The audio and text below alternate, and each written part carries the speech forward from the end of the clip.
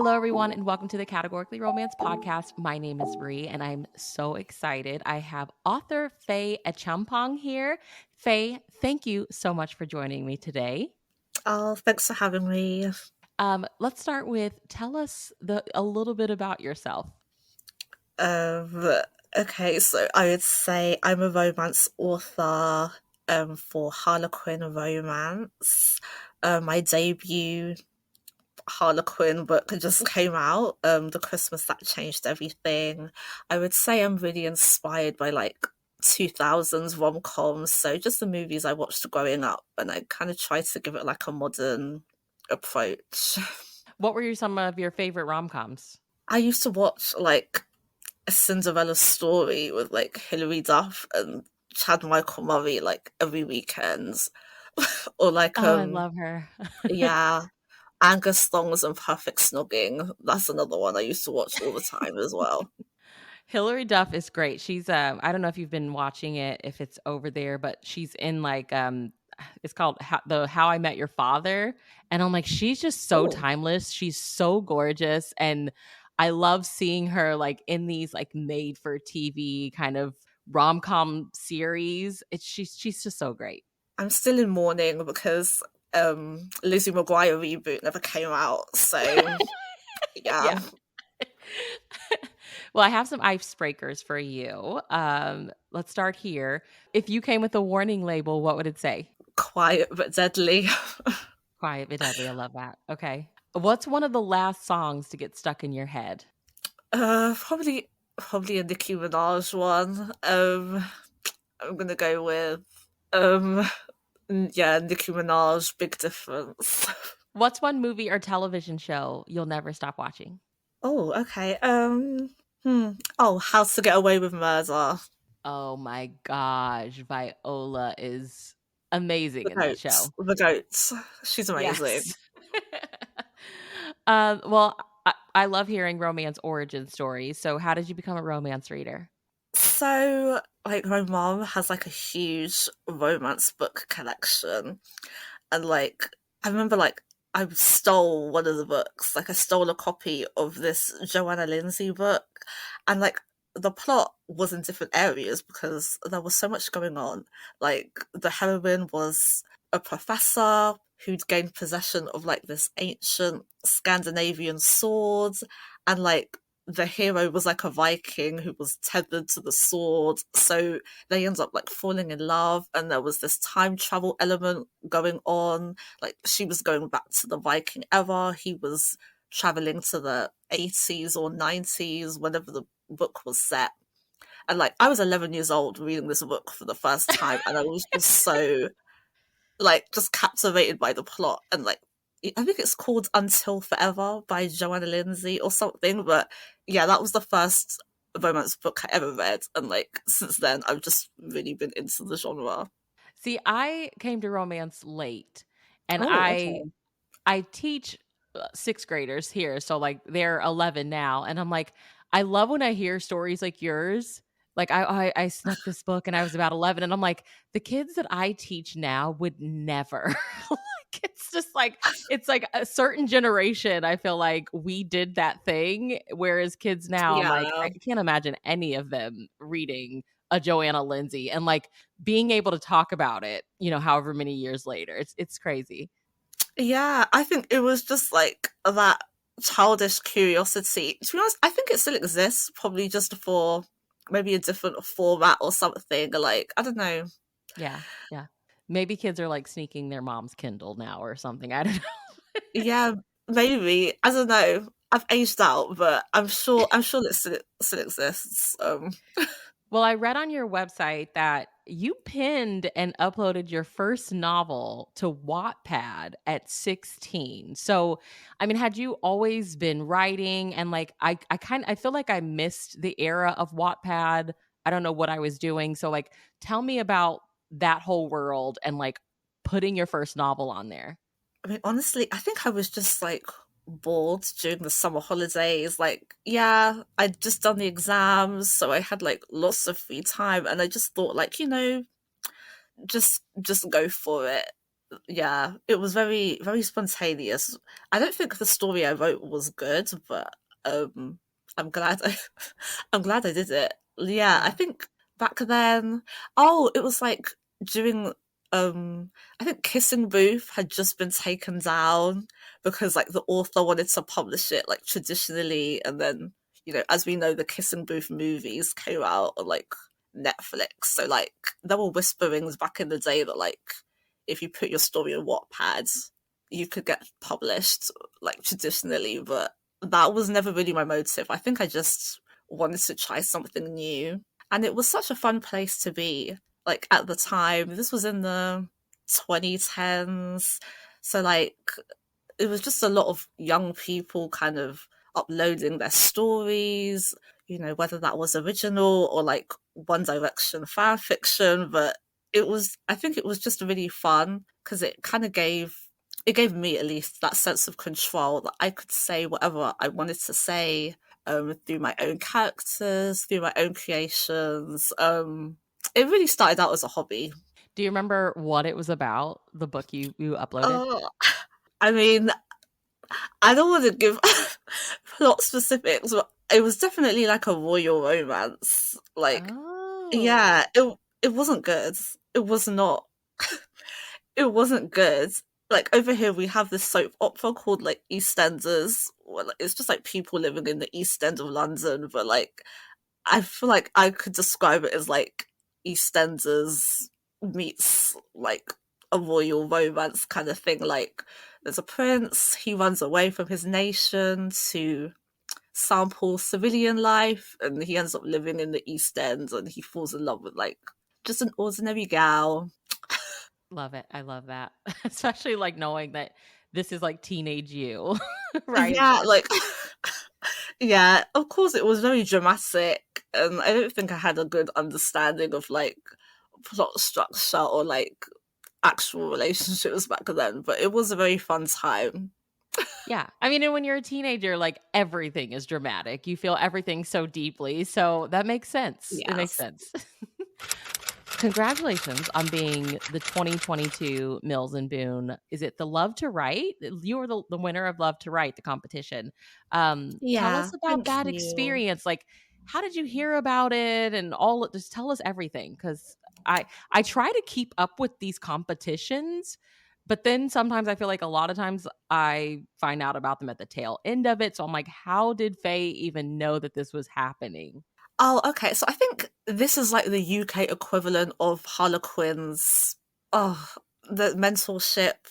Um Yeah, the mentorship one. Okay. Yeah, I think it's the UK equivalent of that. So I think this was back in 2021. I was, and I still am, like a huge reality TV fan. So I was watching Survivor, I was watching international versions of Big Brother, and then I was also watching like Love Island UK. So I follow the winner of season 5, Amber Rose Gill, and she announced on like Twitter or X that she was partnering with Mills and Boone to host a competition.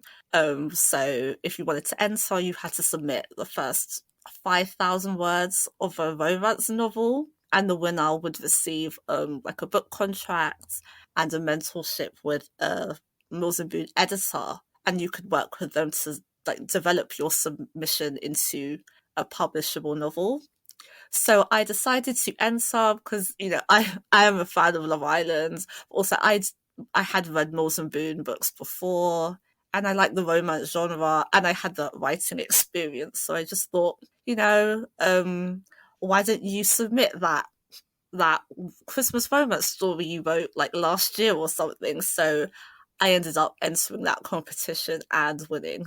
Wow. Oh my gosh. So, like, what were you doing when you got the notification that you won? I honestly can't remember. I But think, what the was the book oh, The Christmas that changed everything? Was that the one that you had submitted?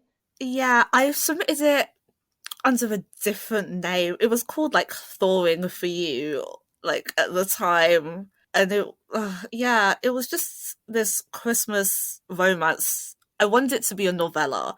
So I'd started writing it. I'd got to like maybe 20,000 words and just kind of left it. So then the competition came round. I kind of dusted off that unfinished story and just submitted the first 5,000 words. So when I got told I won the competition, I think I don't, yeah, I don't know. I think I kind of just put it to the back of my mind because I knew I was on the short list, but I didn't want to get my hopes up that like I'd won and then just be told I hadn't won. So, I kind of just checked my inbox and saw there was a message from one of the editors at Moores and Boone, Hannah, who was the editor for this actual book as well. And she just said she wanted to talk to me. So, like, I gave her my phone number and we were going to chat the next day, but I was too scared to, like, ask why we were talking. So yeah, I kind of just did something else. And then we got on the phone the next morning and she told me that I'd won. And I think I was so shocked that I didn't really give that stereotypical reaction of like, I don't know.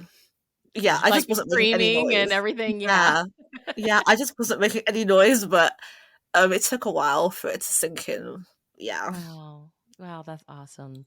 Well, tell me like your elevator pitch. Like how would you describe The Christmas That Changed Everything to anybody that hasn't read it yet?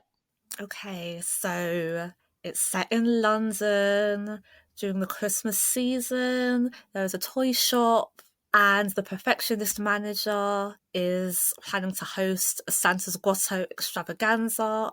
But unfortunately, the Santa Claus has fallen ill. So at the last second, she needs someone to fill his boots and pretend to be Santa Claus for all the children who are waiting. And she has no choice but to ask the grumpy accountant to pretend to be Santa. They have to put their differences aside and team up. And they end up falling in love in the middle of this chaotic retail setting. I'd describe it as the film Mr. Megorium's Wonder Emporium with a contemporary rom-com twist. That is how it feels. Like Oh, I'm a okay. huge made for TV Christmas watcher. Like this is my time to thrive. And I was like, I could see this as like a Netflix made for TV movie or Hallmark doing it. Like Oh, it did. And I really loved that it was set in like the retail like space. Like you don't see I don't feel like you see a lot of that. You see it of like a lot of like small towns and it's focused on like Christmas tree farms or something like that. And I was like, this feels so real, so modern. So let's go back to the beginning stages of the book. Like, how did it come to you? Like, were you watching something? Was it the holiday season and you were out and about? Like, how did Naomi and Will, their romance, come to you? hmm. Oh, I'm like a huge fan of the author Talia Hibbert. Mhm. So, um, I think I think I'd been reading like some of her books at the time, and I was just thinking these books are so cute. Like, you should try, maybe following her career path a little bit. Just write your own little Christmas romance and just put it on Amazon. And so I was thinking, okay, I want to hit some of these great romance tropes and niches. So make it a Christmas romance. Okay, what happens at Christmas? Santa's Grotto. Oh, Santa's Grotto. Little kids in romance. You want to pull on the heartstrings, and it would be even greater if there was a grumpy Santa, and then it just kind of snowballed from there. Is there anything behind the scene, like any behind the scenes of writing the book you can share with us? Like, obvious, like when were you writing it? Were you writing it like during the summer and you had to listen to Christmas music to like help you get through it? Like, give us like one behind the scenes fact of the book. I think I wrote this during like 2020 Christmas. And so I just said to myself, Faye, just write 500 words a day and you'll have something by the end of it. Yeah, I was writing my 500 words a day. It was definitely during Christmas. So, like, I had lots of inspiration around me. I feel like it sounds really weird looking back, but I think even like the first draft, there was a bit where like Naomi had just got home and she was like with her friends, and I think I made a reference to like Love Island, and it was specifically Amber's season of Love Island, and it was like, Naomi's watching Love Island, blah blah blah. Amber's just come back from Casa Amor, and she sees Michael standing there. Like, this is a great moment in Love Island history if you watch the show. And so, yeah, it's really crazy that that was in the very first draft, and then like years later, I actually ended up winning Yeah. a competition that Amber hosted with Mills and Boone. Like, it's very spooky. Wow. It was just made to be. It was made to be, Yes. Faye. Yep. Do you have a favorite scene in the book? Like that you like Oh. writing wise was fun to read or fun to write, or just like looking back on it now that it's done, you're like, that was a really fun scene. Oh, okay. I don't think it's a spoiler.